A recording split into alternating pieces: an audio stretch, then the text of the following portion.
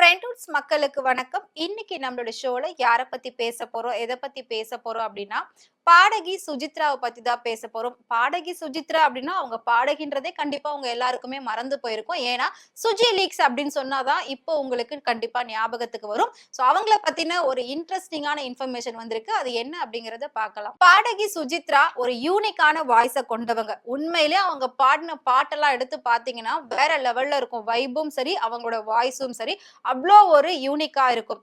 ஆனா கொஞ்ச நாளுக்கு அப்புறமா அவங்க பாடுறத விட்டுட்டு ஒவ்வொரு நடிகர்கள், நடிகைகள் பத்தின அந்தரங்க விஷயங்கள் எல்லாத்தையும் வெளியிட ஆரம்பிச்சாங்க. அதாவது அவங்க பேசி வெளியிடுறது மட்டும் இல்லாம, ஆடியோ, வீடியோ இந்த மாதிரி ஆதாரங்கள் எல்லாத்தையுமே சோசியல் மீடியாவுல அவங்க ஸ்ப்ரெட் பண்ண ஆரம்பிச்சாங்க.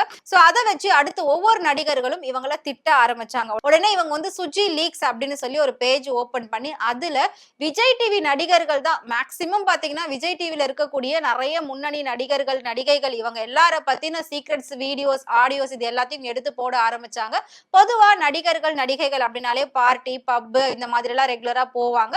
சோ இவங்களும் அப்ப கூட போயிட்டு அவங்க பண்றத மட்டும் இவங்க வந்து வீடியோவா எடுத்துட்டு அவங்க பேசுறத மட்டும் ஆடியோ ரெக்கார்ட் பண்ணிட்டு உடனே அவங்கள வந்து பிளாக்மெயில் பண்றது. சோ அவங்கள பத்தின ஏதாவது ஒரு விமர்சனம் வந்தது அப்படின்னா அந்த நேரத்துல அந்த வீடியோ, அந்த ஆடியோ இதெல்லாம் வெளியிட்டு இவங்க வந்து ரொம்ப கரெக்ட் அப்படின்ற மாதிரி அவங்க எல்லா விஷயமும் பேசுவாங்க.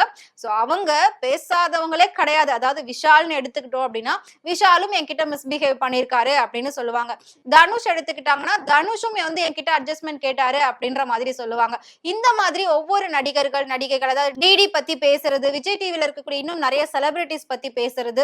ரீசெண்டா அவங்க என்ன பேசியிருந்தாங்க அப்படின்னா, விஜய் அண்ட் த்ரிஷா இவங்க 2 பேரை பத்தி பேசியிருந்தாங்க. சோ சங்கீதா டிவோர்ஸ் கேஸ் என்னைக்கு வெளியில வந்ததோ அப்ப இவங்க பேச ஆரம்பிச்சாங்க. த்ரிஷாவை கிழின்னு கிழிச்சு எடுத்தாங்க. சோ இவங்களும் பாத்தீங்கன்னா ஒரு கல்யாண லைஃப்ல நல்லபடியா இருந்திருக்காங்களா அப்படின்னு கேட்டா கண்டிப்பா கிடையவே கிடையாது. சோ அவங்க கார்த்திக் அப்படிங்கிற ஒருத்தர் தான் காதலிச்சு கல்யாணம் பண்ணியிருந்தாங்க. பட் அவரே என்ன சொல்லிட்டாரு அப்படின்னா, இவங்களுக்கு மனநலம் பாதிக்கப்பட்டிருக்கு. அதனாலதான் ஒவ்வொருத்தரை பத்தி இப்படி எல்லாம் பேசுறாங்க. இனிமேல் நான் இவங்க கூட வாழ விரும்பல அப்படின்னு சொல்லி அவருமே வந்து இவங்களை விட்டுட்டு போயிட்டாரு. ரொம்ப வருஷமா தனிமையிலே இருந்த சுஜித்ரா இதையே மிகப்பெரிய ஒரு வேலையா வச்சிருந்தாங்க. விஷாலுக்கு உடம்பு சரியில்லை அப்படின்னு சொல்லி நடுவுல நிறைய இஷ்யூஸ் போன வருஷம் எல்லாம் போயிட்டு இருந்துச்சு. சோ அவர் வந்து ஸ்டேஜ்லயே பேசும்போது மயங்கி எல்லாம் விழுந்தாரு. அதை வச்சு பாக்குறப்போ விஷாலுக்கு இந்த நோய் இருக்கு, அந்த நோய் இருக்கு, அவன் இவ்ளோ பொண்ணுங்களோட போயிருக்கான் வந்திருக்கான் அப்படின்ற மாதிரி விஷால பத்தின நிறைய விஷயங்கள் சொன்னாங்க. தனுஷ் டிவோர்ஸ் கேஸ் நடக்கும் போதும் தனுஷை பத்தியும் ஐஸ்வர்யாவை பத்தியும் பயங்கரமான பேச்சுகள் பேசினாங்க. அதே மாதிரி சூர்யா, ஜோதிகா இவங்கள பத்தியும் பயங்கரமா பேசினாங்க. ஜோதிகா வந்து சூர்யாவை மயக்கிதான் மும்பைக்கு கொண்டு போயிட்டாங்க. அவங்க வந்து குடும்பத்தையே பிரிச்சுட்டாங்க. ஜோதிகா மாதிரி ஒரு ஆளே நீங்க பார்க்க முடியாது. பக்கா பிளானட் அவங்க எல்லாமே அப்படின்ற மாதிரி எல்லாம் ஜோதிகாவை பத்தி அவ்வளவு அவதூறு கருத்துக்களை முன் வச்சிருந்தாங்க. சோ அதுக்கப்புறமா த்ரிஷா, விஜய் இவங்கள பத்தி பேசியிருந்தாங்க. ஒரு போட்டோ வந்து லிப்டுக்குள்ள எடுத்த மாதிரி த்ரிஷா போஸ்ட் பண்ணிருப்பாங்க. அத பயங்கரமா திருச்செல்லாம் பேசியிருந்தாங்க. சோ இப்படி தொடர்ந்து ஒவ்வொருத்தரை பத்தியும் அவதூறாவே பேசிக்கிட்டு இருந்த சுஜி ரொம்ப வருஷமா பாடுறத நிறுத்திட்டாங்க. சோ இந்த மாதிரி விஷயத்துல அவங்க இறங்குனதுனால அவங்களுக்கு பாடுறதுல வாய்ப்பை எந்த ஒரு இசையமைப்பாளர்களும் கொடுக்காம இருந்தாங்க. சோ இவங்களுக்கு ரெட் கார்டும் கொஞ்ச நாள் கொடுத்து வச்சிருந்தாங்க. சோ அதனால இவங்க டோட்டலாவே இந்த மியூசிக் ஃபீல்டுல இருந்து விலகி இருந்தாங்க.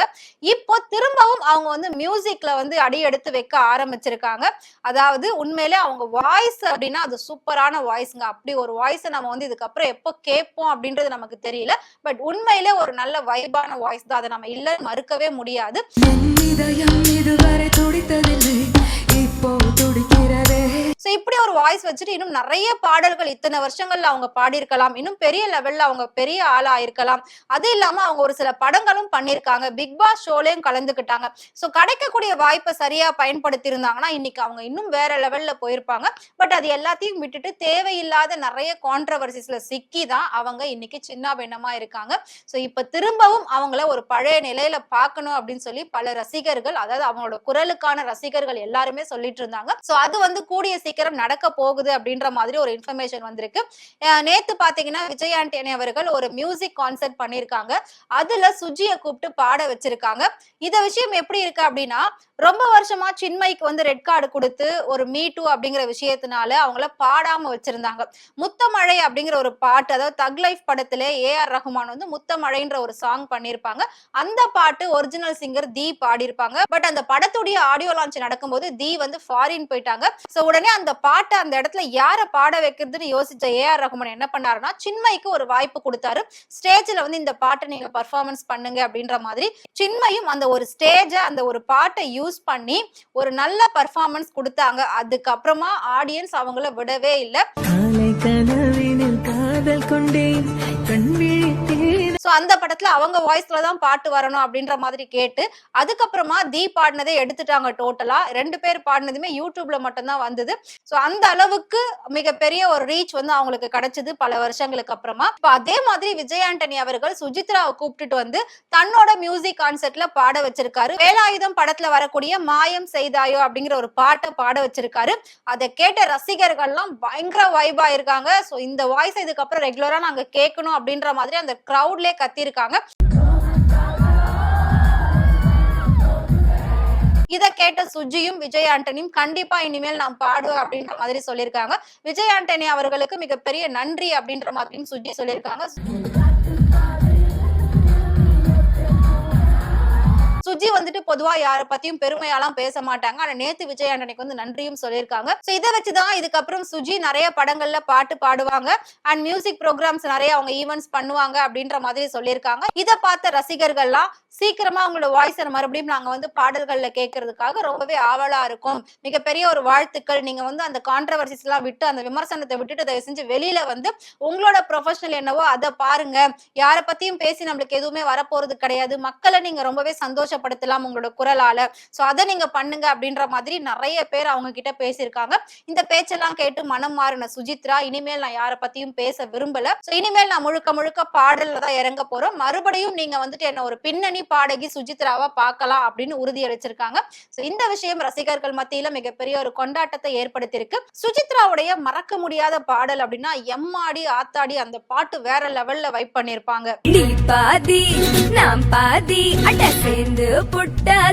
அடுத்ததா விஜயோட படத்திலேயே ஒரு சின்ன தாமரை அப்படின்ற ஒரு சாங்கையும் சூப்பரா பாடியிருப்பாங்க. ஒரு பயணம் போகுதே. அதே மாதிரி விஜய் அவர்களுக்கு போக்கிரி படத்துல டோலு டோலு தான் அடிக்கிறா அப்படின்ற அந்த பாட்டை சூப்பரா பாடியிருப்பாங்க. சோ இவ்வளவு ஒரு யூனிக்கான வாய்ஸ் உள்ளவங்க தான் சுஜித்ரா.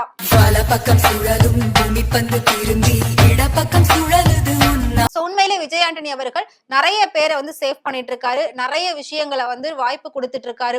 நிறைய பேருக்கு ஒரு நல்ல மதிப்பு மரியாதையும் கொடுத்து அவங்களோட திறமையை அங்கீகரிச்சுக்கிட்டு இருக்காரு.